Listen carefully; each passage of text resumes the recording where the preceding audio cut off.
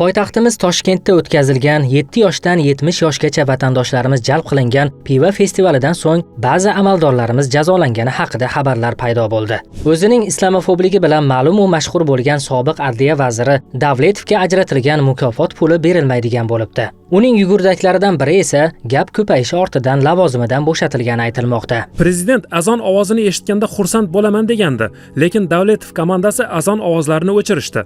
Bolalarni masjidlarga kiritmaslik uchun masjidlar oldida o'qituvchilarni majburan navbatchilikka qo'yishdi. O'zbekistonda din dushmanlari shular bo'ladi. Kafelarga aroq sotishni majburlash ham bularning ishi. Namoz o'qiydigan amaldorlarni ishdan haydashdi. Mulozimlarga roza tutishni taqiqlashdi. O'quvchi qizlar ro'mollarini yechish, soqolga qarshi kampaniyalar ham bularning ishi. Bular dinni muammo qilib ko'rsatish orqali prezidentga o'zini kerakli qilib ko'rsatadi. Masalan, Rasul Kushurboyev, Abdurahmon Tashanov, Anora Sodiqova bilan bog'liq voqealar ortida shu Davletov komandasi turibdi. Esingizda bo'lsa, yirtiq krossovkasini ko'rsatib ta'qibga uchragan G'ayrat Do'sovni ham shu qamatgan edi. Bu tipdagi rahbarlarni men tushunmayapman. Nima qilmoqchisizlar? Sizlar ham 2 metr joyga borasizlar-ku. Uyalmaysizlarmi? Oziq-ovqat tarkibida halol-harom moddalar haqida gapirgani uchun bloger Hoji Akbarni ta'qib ostiga olinishi ham Davletovning ishi. Ushbu yogurtlarning hammasi harom. Prezidentning diniy masalalar bo'yicha maslahatchisi bor, Ruslanbek Davletov degan. O'zi diniy maslahatchi, lekin qachon qaramang O'zbekistonda mana shu dinga qarshi harakatlarning ortidan doim shuni nomi chiqib kelaveradi. Hali yurtdoshlarimiz soqolini oladigan reydlarni tashkil qiladi, hali bolalarni masjiddan to'sadi. Mana endi e'tiqodimizga, axloqimizga, xalqimizning tarbiyasiga va qonunlarimizga zid bo'lgan piva festivalining ham bosh sababchisi shu qilib ko'rsatilyapti. Avtoritar rejim bizga mana aybdor, mana xalqning nafratini qo'zg'aydigan piva festivalini tashkil qilgan xoin deb Ruslanbek Davletovni ko'rsatyapti. Aslida voqelik umuman boshqacha. Bitta odam buncha katta ishlarni qilishi mumkin emas va bu yerda Ruslanbek Davletovga berilgan jazoni o'zi ham bu odam shunchaki peshka ekanini va bu ishlarning ortida bundan kattaroq odamlar turganini ko'rsatadi. Misol uchun piva festivali na xalqimizni o'sha axloqiga, na tarbiyasiga, na e'tiqodiga zid bo'lib qolmasdan, hatto qonunlarimizga, konstitutsiyamizga ham zid edi. Mana shuncha jinoyat qilgan odam kamida ishdan haydalib qamalishi kerak edi. Lekin unga oddiygina hayfsan berishdi va uni bitta qo'l ostidagi yugurdagi ishdan bo'shaldi. Bunaqalarni biz Yangi O'zbekistonda juda ko'p ko'rganmiz. Tez orada yana xalqimiz unutuvchan unutadi va Ruslanbek Davletovni mavqei yanada oshadi.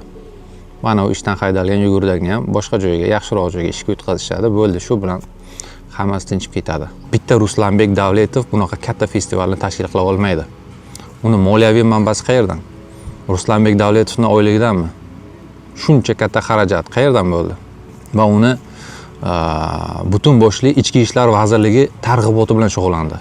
Salqin ichimliklar deb o'zlarining rasmiy kanallarida e'lon qilishdi. Xavfsizlikni ta'minlaymiz deyishdi, lekin butun bir Ichki ishlar vazirligining mediasi o'sha yerda targ'iboti bilan shug'ullandi. Nima uchun?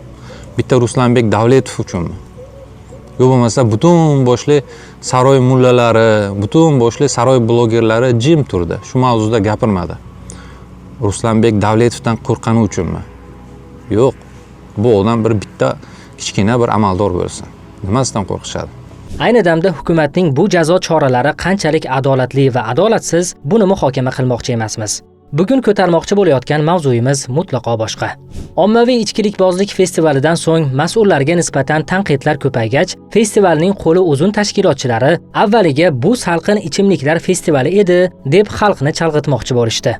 Afsuski, tarqatilgan taklifnomalardan tortib, ichkilikbozlik marosimi o'tkazilgan joy peshtoqasigacha Beer Fest deb yozib qo'yilgan edi.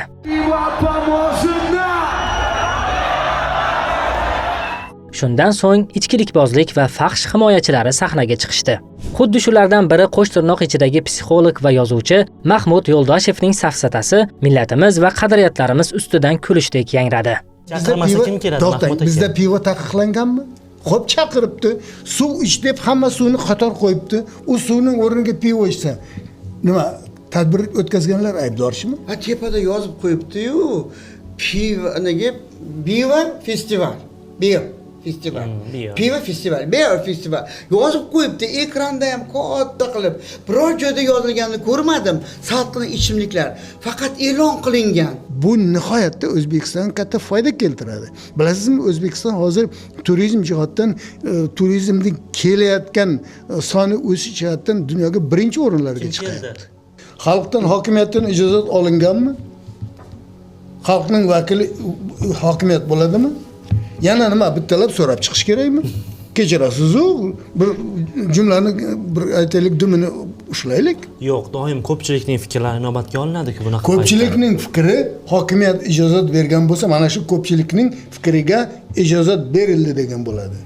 Bittalab hech kimdan so'rab chiqilmaydi. Bularning asosida alkogol turibdi. Birinchi o'rinda. Keyin narkotik turibdi. Keyin boshqa haligi o'ziga xos bo'lmagan urf-odatlar, o'ziga xos bo'lmagan stereotiplar turibdi. Ammo bu stereotiplarning boshida istaysizmi, istamaysizmi? Shu ichimlik ham turibdi. Nima o'zbek millati umuman ichmaganmi? Yo'q. Men qo'shilmayman bu fikringizga. Ichgan, ichyapti, ammo biladi qayerda ichishdi. Mana bu boshqa gap. Qayerda ichishni biladi. Siz farzandingizga to'xtang. Siz farzandingizga, bizning aholimiz o'zining farzandiga aholi o'z orasida madaniy dam olishda ichish ham mumkin ekanligini biladi-yu. Lekin bu yerda turib biz Yevropadan kelgan deb turib buni ichmasak, bu tadbirlarni o'tkazmasak, yana Afg'oniston bo'lamiz, kechirasiz-ku. Oxirgi paytda bu tomonga qarab ketishimiz juda ko'payib ketyapti. Ijtimoiy tarmoqlardagi faollar ham bu kabi mantiqsizlikka jim qarab turishmadi. Ommaviy aroqxo'rlik qilmasak, Afg'oniston bo'lib ketamiz degan miyasi aynigan chol Mahmud Yo'ldoshev bir paytlar ersiz ayollar jinsiy aloqa qilib turmasa kasal bo'ladi degandan beri hurmat qilmay qo'ygandim. Bunga 10 yildan oshdi. U paytda hali bu darajada bir oyog'i yerda, bir oyog'i gorda turmagandi. Ammo baribir tuzalmabdi. O'sha johili murakkabligicha qolibdi, deb yozdi tarmoq faoli Fayzuddin Mo'min. Qattiqroq tanqid qilib yozmoqchi edim. Qariya odam ekan. O'zimga ep ko'rmadim.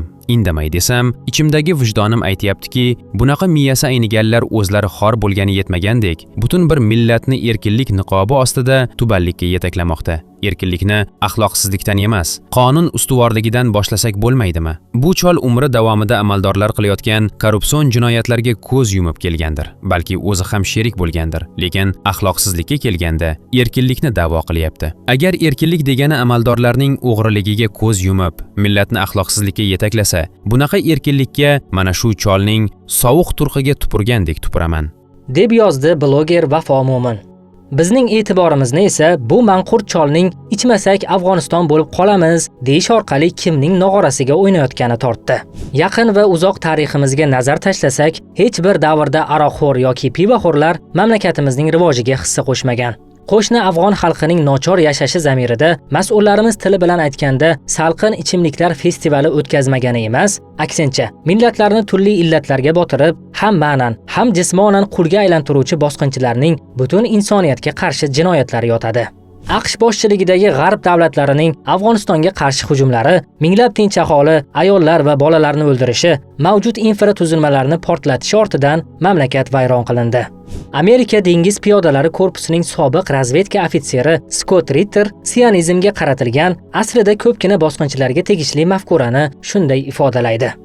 Kichkina javohir arisi suvarakning asab tugullariga neyrotoksik zahar yuboradi. Natijada undan ancha yirik bo'lgan hasharot zombiga aylanadi va keyinchalik undan oziqlanib voyaga yetadigan navbatdagi javohir arilar avlodi uchun o'z tanasini tirik xo'jayinga aylantirishga qarshilik ko'rsatmaydi. Yosh arilar undan chiqib dunyoga kelgach, yana boshqa bexabar suvaraklarni o'lja qiladi. Ya'ni bugun bosqinchilar mamlakatimiz sarhadlaridan o'zining armiyasini olib chiqib ketgan bo'lishi mumkin. Ammo ular yetishtirgan, ongi zaharlangan, zombilarga aylantirilgan avlod islom va musulmonlarga qarshi yanada jiddiyroq kurashmoqda. Eng yomoni esa ular millat niqobini kiyib olishgan. O'z vaqtida Turkistonni bosib olgan, ziyoli va nufuzli musulmonlarni o'ldirib, mol-mulkini talon-taroj qilgan, barcha boyliklarimizni Moskvaga tashib ketgan rus bosqinchilari butun ta'lim va boshqaruv tizimini o'zgartirib, islomiy tarbiya olgan, millat manfaatini himoya qilgan bobolarimizni savodsiz va qoloqqa chiqarishdi. Milliy qadriyatlarimizga amal qilib yashagan vatanparvarlarni johil qilib ko'rsatishdi. Xalqni o'z tilidan uzoqlashtirib, bosqinchilar tilida gapirishga majburladi. Qisqa qilib aytganda, ateistik mafkurani targ'ib qiluvchi sovet propagandasi shaxsga sig'inuvchi milliy ruh va e'tiqoddan uzoq avlodni tarbiyalashga yo'naltirilgan edi. Oqibatda esa millat ongida alkash, zinokor yoki haqiqatda bilim va axloqdan uzoq kishi emas, Allohni tanigan, uning buyruqlariga amal qilib ro'mol o'ragan yoki soqol qo'ygan kishi qoloq inson sifatida sun'iy ravishda ko'rsatildi. Bu yolg'on qarash saqlanib turishi uchun musulmonlarning shonli davrlari, yetuk insonlari haqidagi ma'lumotlar yashirildi. Mavjudlari ham o'zgartirildi.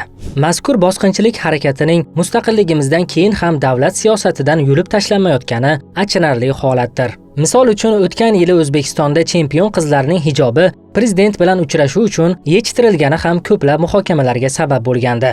Xuddi shu marosimdan oldin prezident Shavkat Mirziyoyev qatnashadigan futbol o'yinida futbolchilarning soqoli olingani ham ma'lum bo'lgandi. Gap shundaki, 2024-yilda O'zbekistonlik Rayona Ibrohimova Germaniyada Butunjahon Olimpiadasida oltin medal sohibasi bo'lgandi. Nemis tili bo'yicha 62 davlatdan kelgan o'quvchilar bilan bellashib, g'oliblikni qo'lga kiritgan o'zbekistonlik qizning tasvirlari mahalliy va xorij nashrlarida tarqaldi. Tarqalgan tasvirlarda andijonlik Rayona Ibrohimova qadriyatli oilaning farzandi va shu sabab muslima qizlarga xos tarzda hijobda yurishini ko'rishimiz mumkin edi. Ko'p o'tmay O'zbekiston prezidenti matbuot xizmati Rayona Ibrohimovaning O'zbekiston Respublikasi prezidentining farmoni asosida kelajak bunyodkori medali bilan taqdirlanganini e'lon qildi. Shu bilan birga Germaniyada til bo'yicha oltin medal olgan qiz haqidagi xabar va maqolalar tinib tinchdi. Oradan 1 yil o'tib esa Rayonaning suratlari yana ijtimoiy tarmoqlarda tarqaldi. Prezident Shavkat Mirziyoyevning qo'lidan davlat mukofotini olayotgan Rayonaning tashqi ko'rinishi hatto islomiy ilmi bo'lmaganlarni ham ajablantirdi. Hammaning tasavvuridagi chempion qiz yangi tarqalgan suratlarda hijobsiz, boshda do'ppi va biroz pardozli g'arbcha klassik ko'rinishda edi. Ijtimoiy tarmoqlarda Rayonaning hijobi prezident bilan uchrashuv oldidan yechtirilgani haqida yozishdi. Kechgacha qizaloqning ro'molli holida prezidentimiz yonida turgan rasmini kutdim, ammo ko'rib uni topolmadim. Bilsam, ro'molini yechtirishibdi. Ro'molini yechayotib, uning ichida kechgan ziddiyatni chuqur his qildim, deb yozgandi o'shanda Qodirova tahrirchi nomli Telegram kanali muallifi. Keyinchalik prezident bilan uchrashuv uchun hijobi yechtirilganlar faqat Rayona emasligi ma'lum bo'ldi. Parasportchi chempion Fotima Saipova ham prezident bilan uchrashuvda boshqa taqdirlanuvchi xotin-qizlar qatori boshida do'ppi va g'arbcha klassik kiyimda bo'lgan. Ijtimoiy tarmoqlarda chempionning hijobli ekanini isbotlovchi fotosuratlari tarqalib, ko'plab muhokamalarga sabab bo'lgandi. Ushbu voqealar bizning fikrimizni qo'llab-quvvatlaydi. Ya'ni o'z diniga amal qilgan musulmon va muslimalarning har sohada peshqadam bo'lishi haqidagi ma'lumot bosqinchilar tomonidan xalqimiz ongida majburan tiqishtirilgan yolg'onlarni xuddi nur zulmatni yo'q qilgandek yo'qotadi. O'tkinchi dunyoda muvaffaqiyatsizlikning sababi ota-bobolarimizdan qolgan dinimizga amal qilib yashashimiz emas, aksincha, uni unutishimiz, turli xil fahsh va munkar ishlarga berilib ketishimiz ekani haqidagi haqiqatni fosh etib qo'yadi. O'zbek xalqining uyg'onishi esa bosqinchilarga yoqmasligi mumkin. Shu bois bosqinchilarga xizmat qiluvchi toifalar hatto davlat qonunlarini buzib bo'lsa-da, chempion qizlarimizning ro'molini yechtirishdan, yigitlarning soqolini oldirishdan, azon ovozini pasaytirib, bolalarni masjid va namozlardan to'sishdan to'xtashmaydi. Qimmatbaho soat taqib, eng so'nggi rusumdagi mashinalarda yuradiganlarni arzimas mukofot pulidan ayrilish ham qo'rqitmasligi tayin.